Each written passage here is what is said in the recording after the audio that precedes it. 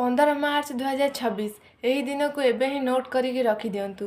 ଯଦି ଆପଣଙ୍କ ଜୀବନରେ ଜଣା ଅଜଣାରେ କରିଥିବା ପାପରୁ ମୁକ୍ତି ଚାହୁଁଛନ୍ତି ତ ଏହି ଏକାଦଶୀ ଆପଣଙ୍କ ପାଇଁ। ଏହି ଏକାଦଶୀର ମହିମା କ'ଣ ଏବଂ କିପରି ଏହାର ବ୍ରତ ରଖିବା ଆସନ୍ତୁ ଏ ଭିଡ଼ିଓ ମାଧ୍ୟମରେ ଜାଣିବା। ହରେ କୃଷ୍ଣ। ଏହି ଏକାଦଶୀ 15 ମାର୍ଚ୍ଚ 2026କୁ ଆସିବାକୁ ଯାଉଅଛି।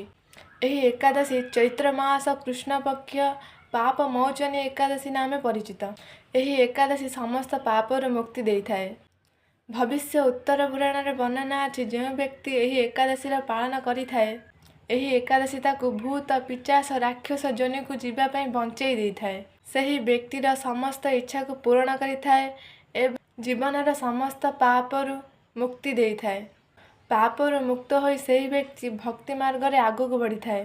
ଏହି ଏକାଦଶୀକୁ ପାଳନ କରିବା ପାଇଁ ବ୍ରହ୍ମ ମୁହୂର୍ତ୍ତରୁ ଉଠି ସ୍ନାନ କରି ଭଗବାନଙ୍କୁ ପୂଜା କରି ଅନ୍ନ ତ୍ୟାଗ କରି ଅଧିକରୁ ଅଧିକ ହରେକୃଷ୍ଣ ମହାମନ୍ତ୍ର ନାମ ଜପ କରି ଭଗବାନଙ୍କର କୃପା ପାଇବାର ଲାଭ ଉଠାନ୍ତୁ। ହରେ କୃଷ୍ଣ।